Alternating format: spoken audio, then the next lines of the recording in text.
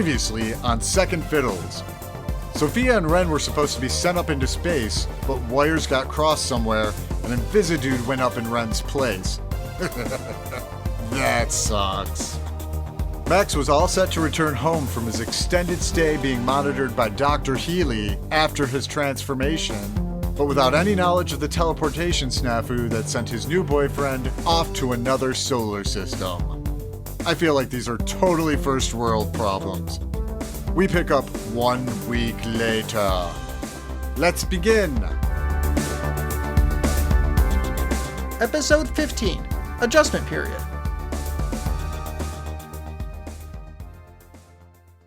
Welcome back, Ren. I didn't go anywhere. I know, but after being told I wouldn't see you for months, it's nice to see your face earlier than expected. Even though your face looks awful, what happened to you? Thanks, Tammy. You know what? I'm not even gonna disagree with you. I worked both jobs today, so I'm exhausted. Max, how did you do it? I drank a lot of tea. The pick-me-up lasts longer than coffee. So, I heard you officially took over my old job at Pet Universe? Are you still in training? Yeah, this was only my second shift. I was mainly doing modules on the computer to learn stuff like the benefits of grain-free dog food and why I should wear gloves while handling rats. You'll be doing those for weeks. They're not too bad. What? Why are you staring at me? Your antlers are distracting. Hey, don't pick on him. That's my job. Oh, shut up. Tammy's just jealous I have a bigger rack than her. I know, I kind of look like a freak now.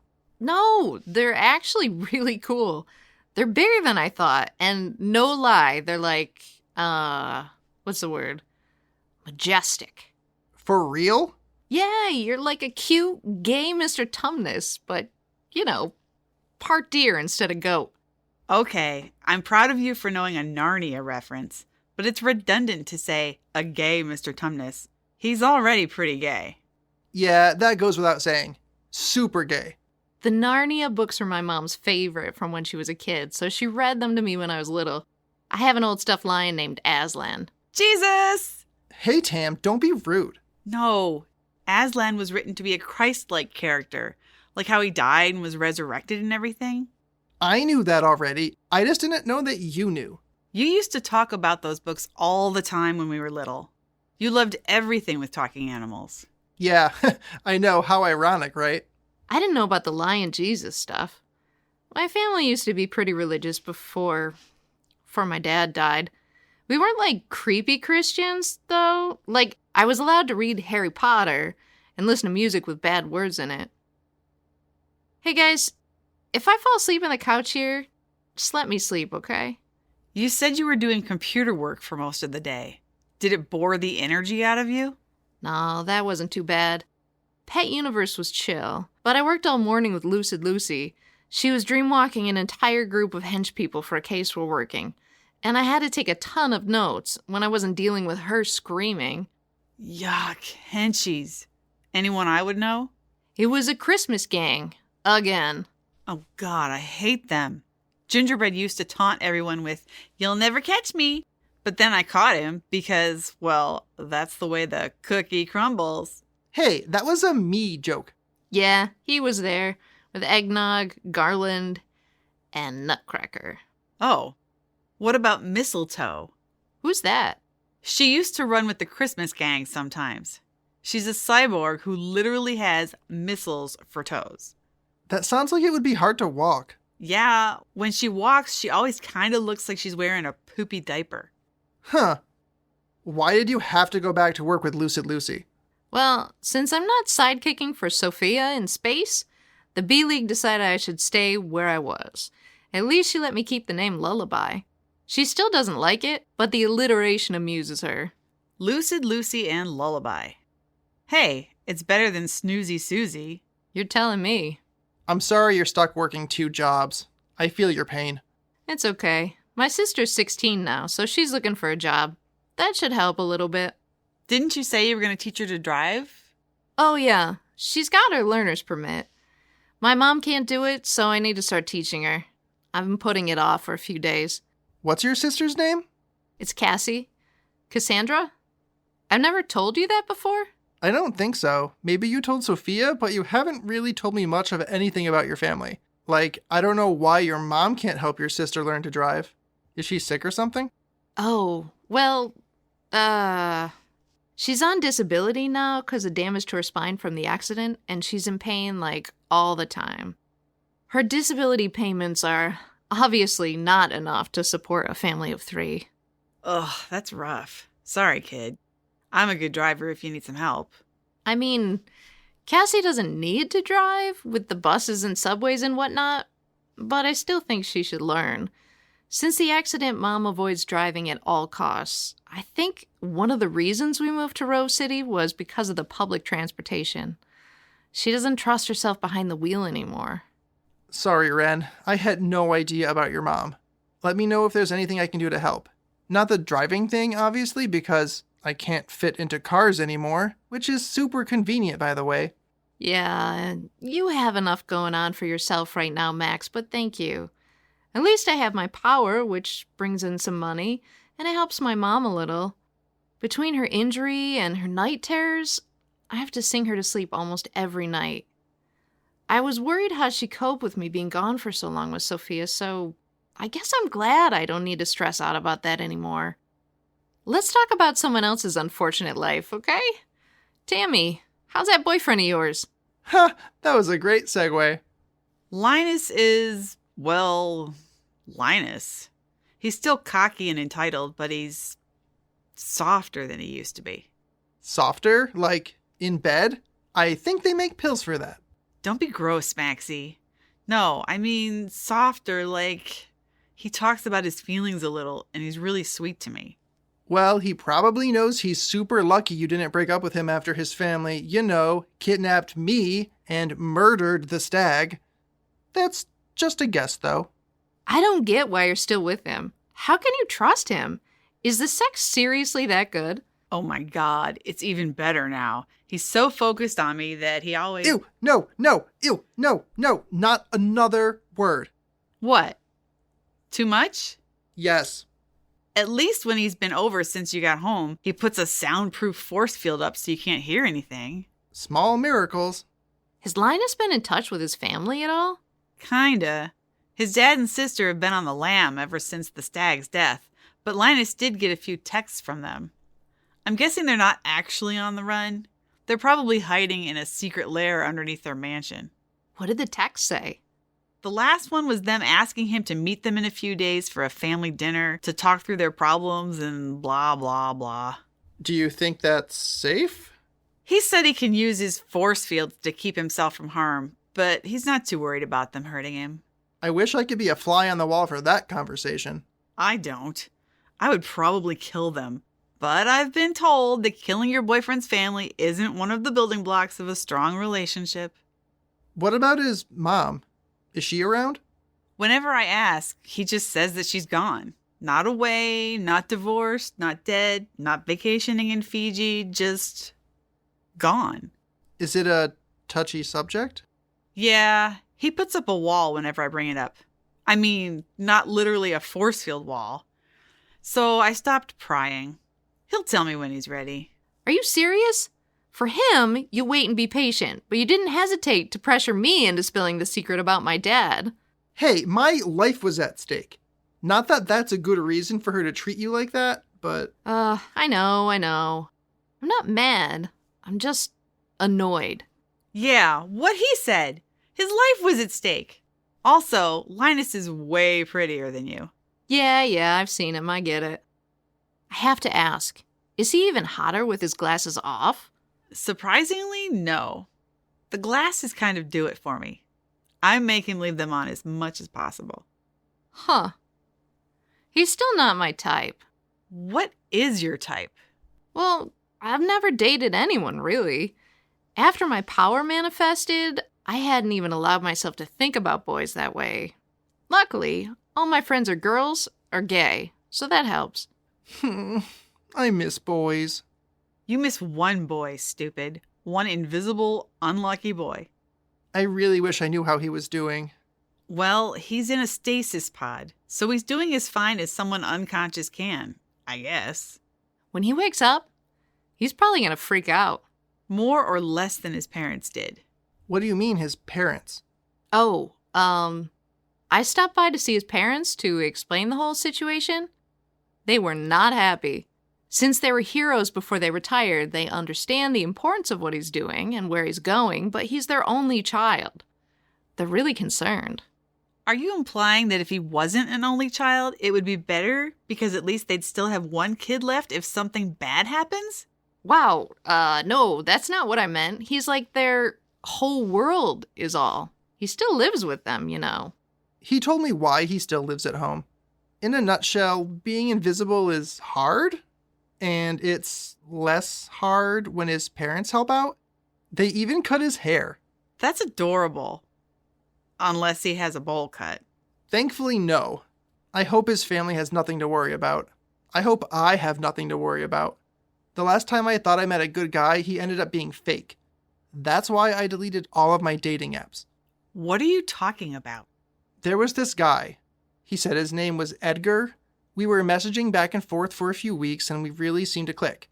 We liked all the same movies and music, and he was even a vegetarian too.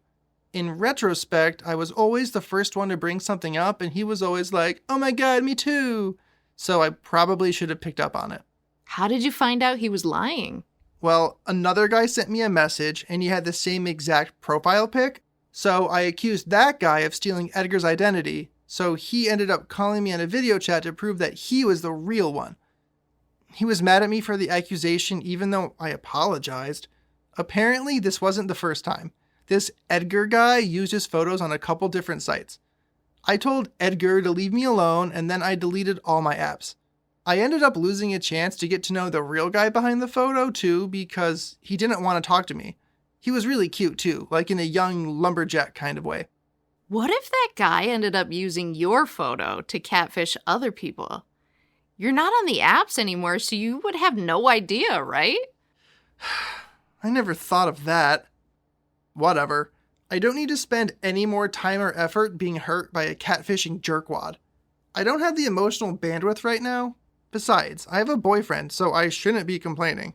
Well, ID is on a spaceship, being sucked through wormholes on a diplomatic quest to a distant galaxy, so to me, that sounds like a good reason to complain.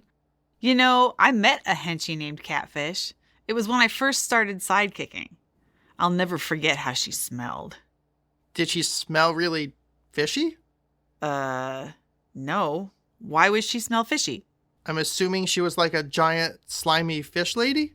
Oh, no. She was one of those girls really into Hello Kitty, and she used a fishing pole to fight people. Hence, catfish.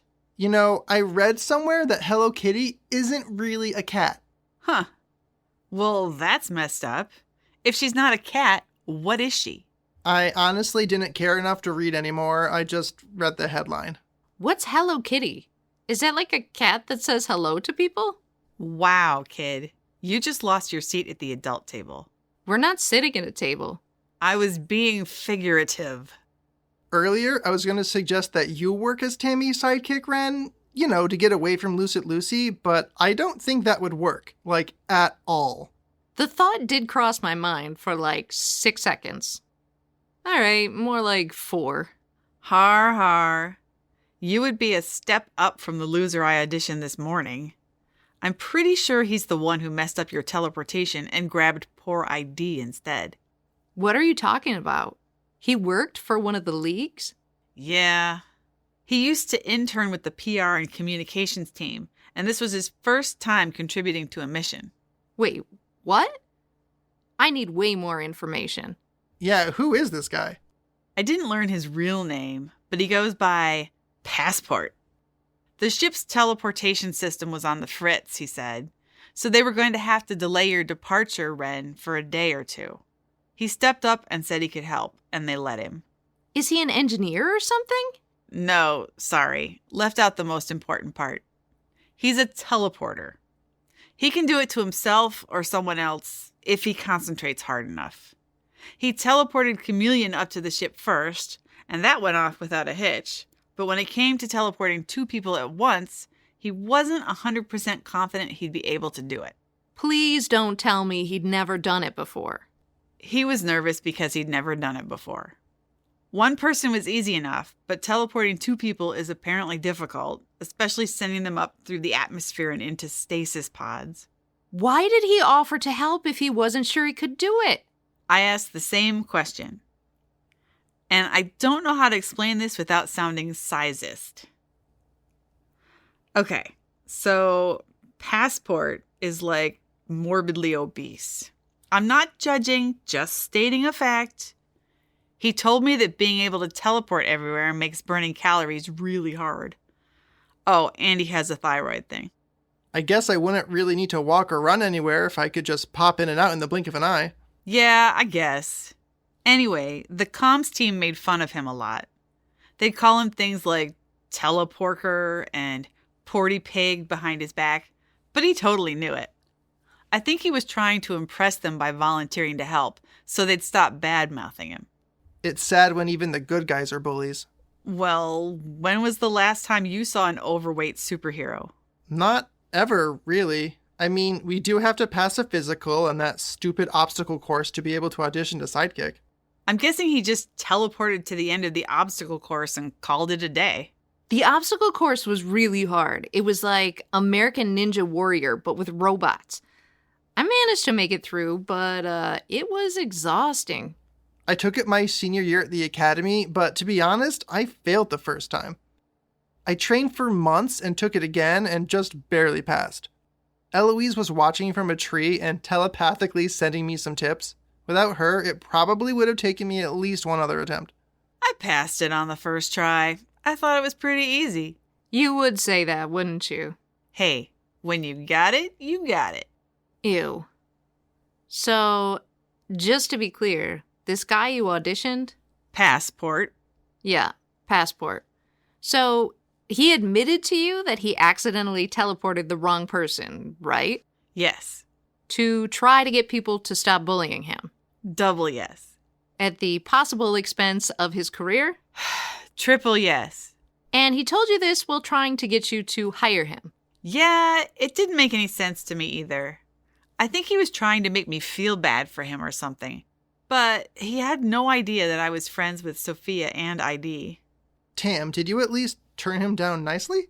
I didn't use my power against him, and he didn't cry. Does that qualify as nice? For you, yeah. Aw, I'm proud of you, sis. You're growing up. You both. No, really, I give you credit. If I'd met him, in my current state, I'd probably incinerate his face with my laser vision for what he did to Elijah. Ooh, tell me everything about your new powers.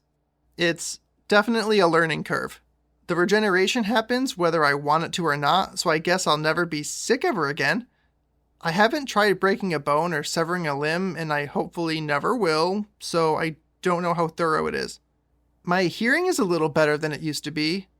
I don't think that's a new power, though. I think my body just healed the damage caused by having a sister with sonic screams. I don't like how everyone refers to my power as sonic screaming. Maybe just say sonic manipulation or vocal augmentation. It makes me seem forceful, like I'm always shrieking like a banshee or something. I think it makes you sound more menacing. Like, Henchies beware! Pitch will scream the flesh from your bones. Okay. On second thought, stick to sonic screaming. Screaming sounds pretty good. What about your other powers, Max? Well, my original power still works fine. I know that the dog that lives down the hall, that little poodle thing, has to go out to pee, but her owner isn't home, so she's planning on going on the kitchen floor. You know, the usual. Other than the regeneration and the antlers, I just have the eye lasers. I don't think I got any super strength or anything. Do the antlers do anything? Not really. They'll shed once a year, hopefully, so I can look forward to that. Growing them back is going to itch like crazy. Can you, trim them down a little? I tried, but they grew back. Part of my regenerating, I guess?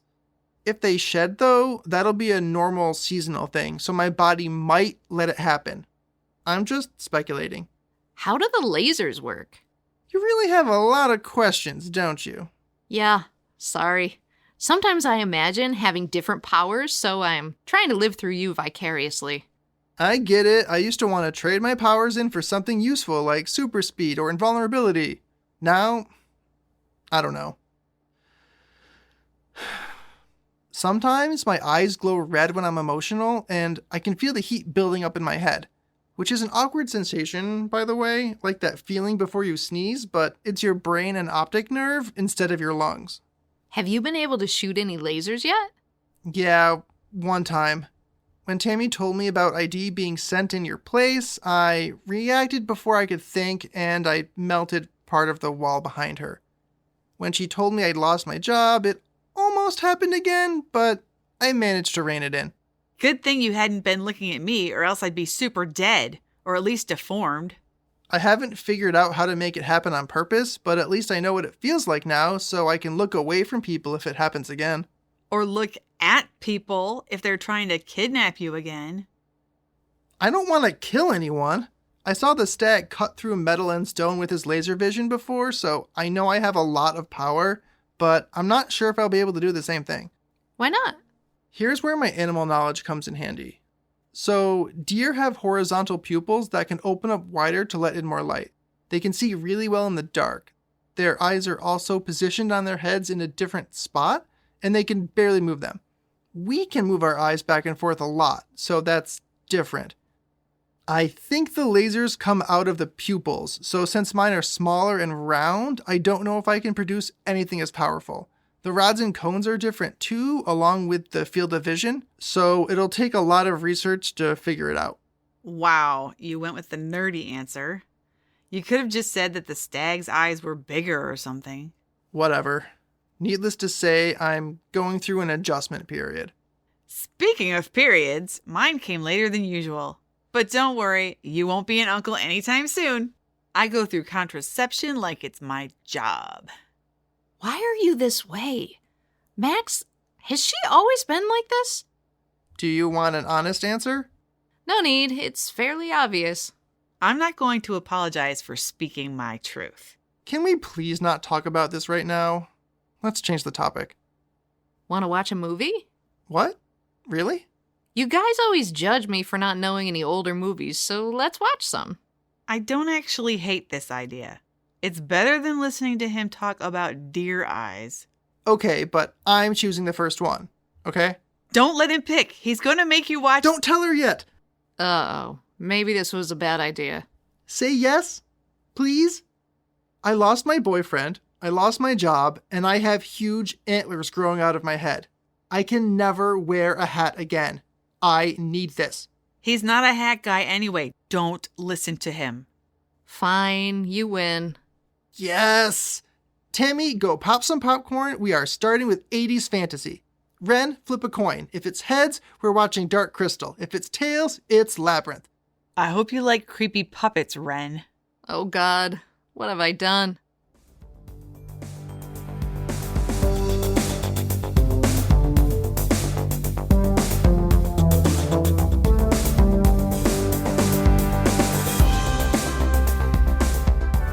Thanks for listening to this episode of Second Fiddles, which was almost named Acute Gay Mr. Tumnus. You just heard Liz Thompson as Tammy, Matt Johnson as Max, Christy Barkin as Ren, and John Pupo as MacGuffin. All of the sound design and writing and whatnot was done by Matt Johnson, and the new theme song was composed by Pete Johnson, no relation. Thanks for listening.